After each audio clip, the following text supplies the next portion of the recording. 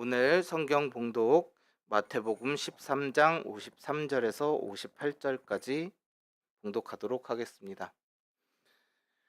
예수께서 이 비유들을 말씀하신 뒤에 그곳을 떠나셨다.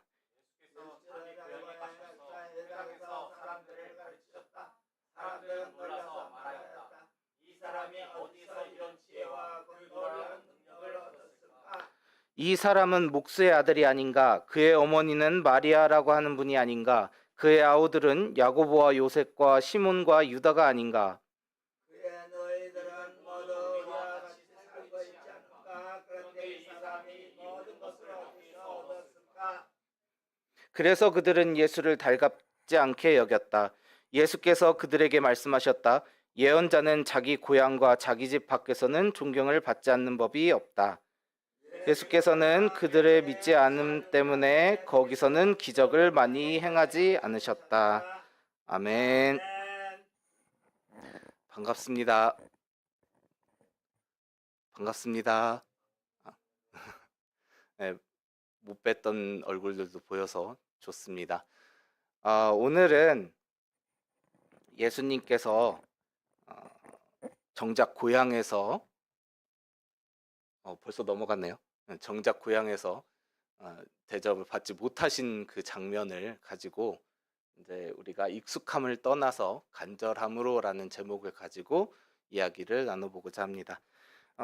본문을 보기 전에 좀 관련된 배경 지식을 좀 살펴보고 왔으면 좋겠어요. 이제 고고학자들이 발굴을 통해서 이제 찾아낸 바로는 예수님이 자라나신 나사렛이라는 동네는 대략 한 400명 정도의 사람들이 거주했던 아주 작은 동네라고 합니다. 나사렛은 스불론 지파에 속한 도시예요. 그런데 여호수아 19장 10절에서 15절에서 그 스불론 도시들에 대해서 언급을 합니다. 근데 그때에도 나사렛은 빠져 있습니다. 유대 역사를 쓴 요세푸스라는 사람이 갈릴리 도시를 45군데를 언급을 하고 있는데 그 중에도 들어가 있지 않아요. 또 탈무드에도 여기서는 갈릴리 도시를 60개가 넘게 언급을 하고 있는데 그 중에서도 나사렛에 대한 언급은 전혀 없습니다. 즉 예수님 이전에는 나사렛에 대한 기록은 사실상 성경에서 볼 수가 없습니다. 너무나 작은 산골 마을이기 때문에 언급할 가치조차 못 느낀 거죠. 이렇게 생각해보면 예수님이 십자가를 달리실 때 왜 유대인의 왕 나사렛 예수라고 적힌 말이 조롱의 의미를 가지고 있는지 알게 됩니다. 즉 너무 작은 곳에서 별 볼 일 없는 곳에서 태어난 네가 유대인의 왕이냐? 라는 것처럼 조롱하는 의미로 써놓은 거죠.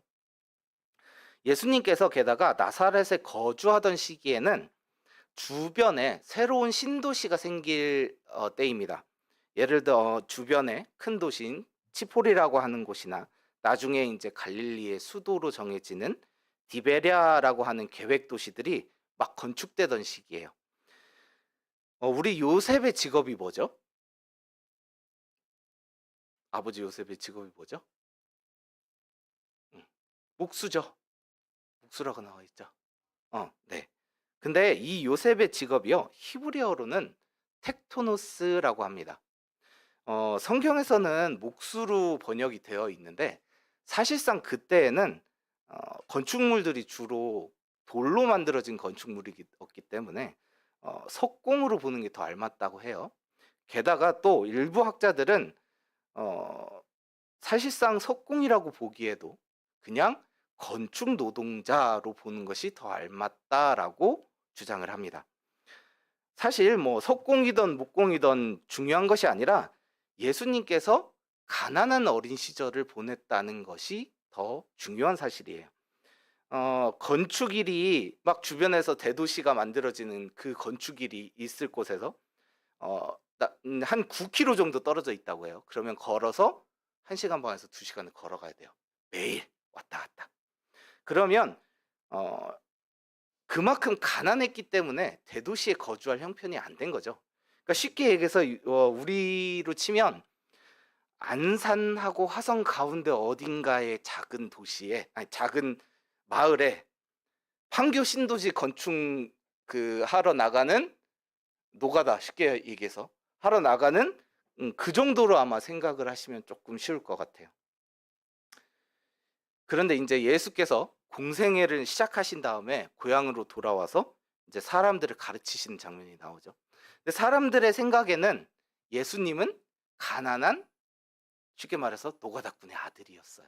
게다가 예수님이 어릴 적에는 같이 도와서 그 일도 같이 하기도 했었죠. 그죠? 고향이기 때문에 모두 아는 사람입니다. 아마도 예수님은 어릴 적에 그 자라난 것을 모두 다 같이 보고 난 사람들일 거예요. 400명이면 우리 교회 한 2배 정도라고 생각하시면 돼요. 그러면 어렸을 때 자라고 태어난 것, 뭐 어렸을 때 쉽게 말하면 땅바닥에 들어 누워서 깽판 친 거, 뭐 이런 거 다 알고 있는 그런 사이겠죠. 아마 예수님의 성장 과정을 일거수일투족 다 알고 있을 겁니다. 옆집에 숟가락 젓가락 몇 개 있는지 다 알 거예요. 옛날엔 실제로 그랬습니다. 그런데 성경에서는 그들이 예수님을 달갑지 않게 여겼다고 해요. 그 당시 사람들은 예수님을 선지자 중에 한 분으로 알고 있었습니다. 그렇다면 나사렛이라는 촌동네에서 선지자가 나왔다는 건 어떻게 보면 자랑스럽게 여길 만한 일이었겠죠. 그죠? 근데 왜 나사렛 사람들은 예수님을 달갑지 않게 여겼을까요? 그들에게 나사렛 예수는 그냥 익숙한 대상이었습니다. 같이 자라고 같이 생활하면서 그냥 가난한 노가다꾼의 아들 정도로 생각하고 있었던 거예요. 나사렛 사람들에게는 메시아 예수님은 낯선 존재였습니다. 그들은 예수님을 그들이 알고 있는 가난한 건축 노동자의 아들로 생각하고 있었고 또 그래야만 했습니다. 오늘 본문의 나사렛 사람들과 마찬가지로 바리새인과 사두개인들은 모두 예수님을 배척했습니다. 왜 예수님을 배척했을까요? 그들에게는 예수님이 말씀하시는 인류를 위한 하나님의 계획이 익숙하지 않았습니다. 자신들이 알아왔던 율법, 또 사람들의 규율로는 인정하기 힘들고 이해하기도 힘들었습니다. 바리새인들은 율법 근본주의자들이고요. 사두개인들은 부활을 믿지 않았습니다. 그들은 예수님과 예수님의 부활에 따른 하나님의 역사에는 관심이 없었어요. 그저 자신들이 가진 권력과 부가 예수님에게 옮겨갈까 두려웠습니다. 그들은 자신들이 오랜 시간 해왔던 것을 그대로 고수하려고 했었고, 그러한 자세가 하나님이 자신의 백성을 위해 준비하신 계획까지도 부정해버리는 결과가 됐습니다. 그들은 자신들의 익숙함 속에 갇혀서 주님의 존재를 메시아가 아닌 자신들의 정적으로 재단했습니다. 여러분, 익숙함은 일반적으로 긍정적인 뜻을 가진 단어입니다. 예나 지금이나 사람들은 익숙한 것을 좋아하고 편안하게 느낍니다. 익숙하지 않은 것은 불편해하고 배척하려는 기조를 가지고 있죠. 개인적인 정도의 차이는 가지고 있지만 사람들은 익숙한 삶의 테두리 안에 머무는 것을 선호합니다. 그런데 사람이 익숙함에 물들어서 머물게 되면 그때부터 의도치 않은 여러 부작용이 생기기 시작합니다. 첫째로, 익숙함은 우리의 발전을 막습니다. 저번 주에 저희 아파트에서 몇 년 만에 그 시설 정비차 단전이 되었습니다. 오전 9시부터 오후 3시까지 대략 한 6시간 동안 단전을 하더라고요. 단지 전체에 이제 전기가 끊기니까 생각보다 불편한 점이 많더라고요. 첫 번째로 수도펌프의 전기가 끊기니까 물이 안 나옵니다. 둘째로 컴퓨터, 인터넷 안 되겠죠, 그죠? 모뎀도 안 들어오고 핸드폰 충전도 안 돼요. 에어컨은 물론 선풍기도 안 틀어져요. 더운데. 전자레인지 인덕션도 안 되죠. 그러니까 음식을 해 먹을 수도 없습니다. 아침 운동 후에 집에 왔더니 그야말로 되는 게 하나도 없어요. 도저히 안 되겠다 싶어서 평소에 읽던 책하고 여러 가지 챙겨서 카페로 나섰습니다. 가던 도중에 이제 아파트 전기 공사하시는 분들하고 아파트 관련 분께서 계시는 것을 보고 인사하면서 이제 요번엔 단전이 좀 기네요 했더니 아파트 관련 분께서 하시는 말씀이 네, 좀 길죠. 근데 뭐 더 좋은 시설로 바꾸기 위해서 어쩔 수 없는 거니까요. 라고 답하시더라고요. 그 얘기를 듣고 문득 얼마 전에 엘리베이터 검사에 불합격했는데 수리를 하지 않고 있다가 아예 사용 정지 처분을 받은 아파트 기사를 본 기억이 났습니다. 지금 내가 당장의 익숙함에 빠져서 반드시 해야 되는 것을 무시한다면 우리는 더 스스로 좋은 것을 취할 수 있는 기회를 박탈하고 있는 것입니다.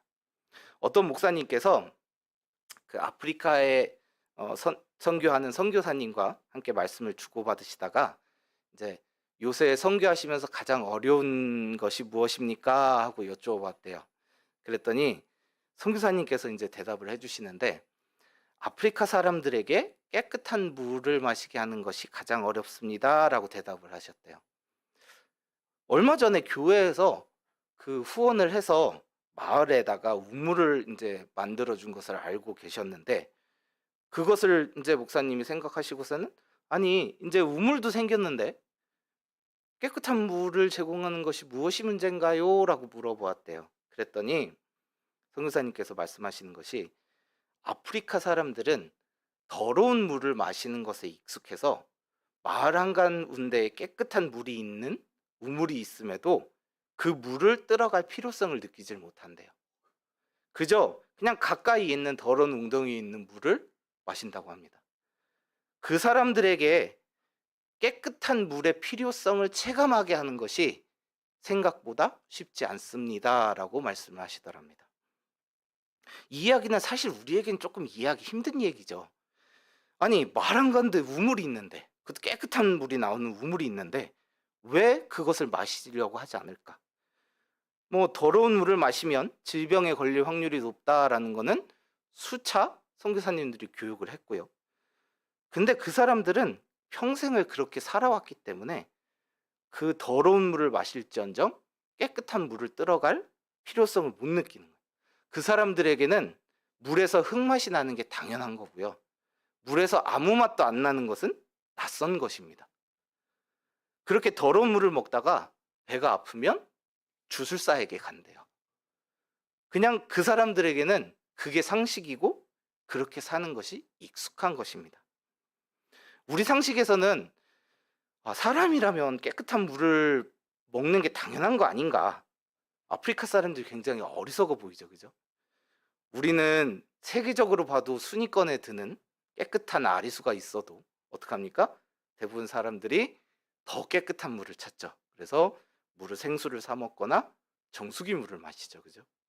그런데 이 이야기를 영적으로 한번 바꿔서 한번 생각을 해보자고요. 우리가 아프리카 사람들하고 그렇게 다를 바가 있을까요? 현대 기술의 발전으로 말씀의 우물은 우리에게 가까이 와 있습니다. 터치 몇 번이면요, 평생 한번 만나기도 힘든 유명한 목사님의 설교를 들을 수 있습니다. 부득이하게 이 자리에 나오지 못해도 우리 지금 유튜브 실시간 하고 있죠? 실시간 방송을 통해서 예배 드릴 수 있습니다. 시간을 놓쳐도요, 우리 유튜브 홈페이지 들어가면 또 볼 수 있습니다. 무거운 성경책 가지고 다니지 않아도 언제든지 말씀을 읽을 수 있습니다. 심지어 요새는요, 읽을 필요도 없이 성우들이 성경을 읽어줍니다. 드라마틱하게. 이 모든 것이 가능해진 시대에 살고 있습니다. 말씀의 우물이 우리 손안에 있는데 우리는 정작 그 물을 떠서 마시고 계신가요? 아니면 깨끗한 말씀의 우물물을 두고 세상의 더러운 우물물로 우리 영혼을 아프게 하고 계신가요? 분명 우리에게는 영혼을 채울 것이 필요합니다. 그것을 무엇으로 채울지도 명확합니다. 지금 우리에게 필요한 것은 깨끗한 물을 구할 수 있는 방법이 아니라 하나님과 나와의 관계를 재정립할 필요가 있다는 것입니다. 우리는 예수님의 제자로서 영적인 익숙함을 경계해야 될 필요가 있습니다. 우리가 경계해야 될 영적 익숙함의 다른 모습을 더 찾아보자면 익숙함은 우리를 돌아보지 못하게 만듭니다. 이게 문제가 되는 것은 우리가 죄에 익숙해질 때입니다. 우리가 죄를 지을 때 막 새로이 지은 죄는 마음에 가책을 가지게 돼요. 그래서 금방 되돌아보고 회개하게 됩니다. 그런데 이것이 지속되고 오랫동안 진행되어 온 죄는 고치기가 참 힘듭니다. 오래된 죄는 이미 익숙하고 무감각해서 알더라도 그것을 돌이키는데 많은 용기가 의지가 필요합니다. 여러분 어렸을 적에 부모님이나 형제나 돈을 슬쩍 해본 적이 대부분 있을 것입니다. 없으면 할렐루야입니다. 자, 부모님 지갑에서 처음으로 돈을 꺼냈어요. 마음이 어떨까요? 막 두근두근 하죠? 안 들켰는데도 속으로 막 쫄려요, 계속. 그죠? 근데 이게 2번, 3번 반복됩니다. 안 들켰으니까, 그죠? 처음에는 두렵고 떨리던 마음이 어느샌가는 점점 무뎌지게 되죠, 그죠? 별거 아닌 것처럼 여겨집니다. 그냥 엄마 지갑이 내 지갑, 오빠 지갑이 내 지갑, 이렇게 되죠. 이쯤 되면 슬슬 큰일이 벌어지기 전에는 스스로 멈추기가 힘들어집니다. 결국 들통이 나서 혼나고 본인의 의지가 아닌 타인의 의지로 어쩔 수 없이 그만두게 되거나 아니면 버릇을 고치지 못해서 계속하게 되게 되죠. 그것이 죄의 속성입니다. 지금 잘못하고 있는 것이 계신가요? 하나님 앞에 부끄러운 일을 하신 것이 있으신가요? 바로 돌이키시기 바랍니다. 그것이 하나님 앞에서 우리의 인생을 복되게 하는 길입니다. 또 우리의 죄를 돌이켜보는 것처럼 우리의 신앙을 돌이켜볼 필요가 있습니다. 우리는 수시로 지금 나의 신앙이 어떤 상태인지 돌아보면서 체크해 볼 필요가 있습니다. 나의 신앙을 객관적으로 바라보고 빠르게 고치지 않는다면 어느새 시작은 좋았지만 그 끝은 멸망으로 마무리되었던 성경의 많은 인물들과 같은 결과를 맞게 될 것입니다. 마지막으로 익숙함은 수동적인 자세이고 영적인 게으름입니다. 우리 모태신앙인들이 신앙적인 면에서 이런 경우가 많습니다. 물론 그만큼 어려움이 닥쳤을 때 견딜 수 있는 견고한 믿음을 가지고 있는 것도 사실입니다. 하지만 변화하지 않고 고인물은 언젠가는 썩게 됩니다. 여러분, 성경 안 궁금하신가요? 하나님 말씀 공부하고 싶지 않으신가요? 사실 여러분들이 먼저 움직이셔야 됩니다. 여러분들이 먼저 목사님이나 저에게 와서 성경 공부하고 싶은데, 기도하고 싶은데 기도 모임 어떻게 해야 될까요? 물어봐야 돼요. 언제까지나 목사님이, 부장님이, 선생님이 성경 읽어야 된다, 기도해야 된다, 잔소리를 들을까요? 자신의 신앙을 위해서 간절히 기도하고 성경 읽고 찬양하고 예배하는 마음을 되찾을 필요가 있습니다. 일요일에 교회 가는 게 당연하니까 나오고, 청년부니까 당연히 청년부 예배 나오고, 물론 너무 감사해요. 지금 이 자리에 계신 분들 너무 감사합니다. 여러분들이 어떤 마음으로 이 자리에 나와 있든지 간에 너무 감사한 일입니다. 근데요, 이제는 좀 더 내 자신의 신앙을 만들어 갈 때가 되지 않았을까요? 옆에서 누가 기도하라고 해서 기도하고 성경 읽으라 그래서 읽는 수동적인 자세가 아니라 내 마음속에 거룩한 열정으로 하나님의 마음을 연구하고 하나님과의 대화를 먼저 갈구하는 청년들이 되었으면 좋겠습니다. 마음에 하나님의 열정을 가진 사람은 가만히 있을 수 없습니다. 여러분, 마지막으로 하나님의 계획하심에 감동해서 울면서 기도하신 적이 언제입니까? 이 작고 작은 나를 위해서 퍼부어 주신 도저히 감당할 수 없는 사랑에 목매어서 찬양하신 적이 언제입니까? 말씀을 읽으면서 우리를 위해서 계획하신 하나님의 섭리를 깨닫고 무릎 친 적이 언제입니까? 잊고 계셨다면 다시 찾으셨으면 좋겠어요. 아직 겪어본 적이 없다면 간구하셨으면 좋겠습니다. 그 아름다움을 맛보셨으면 좋겠어요. 우리의 인생을 새로 잡을 수 있도록 간절한 마음이 여러분에게 임했으면 좋겠습니다. 오늘 이 말씀을 듣고 하나님의 거룩한 열정을, 뜨거운 마음을 일깨우는 시간을 가져보시길 원합니다. 오늘 찬양 하나를 같이 듣기 원합니다. 가사는 띄워드릴 건데 안 따라 부르셔도 좋습니다. 마음속으로 가사와 내용을 새기면서 같이 들어주셨으면 좋겠습니다.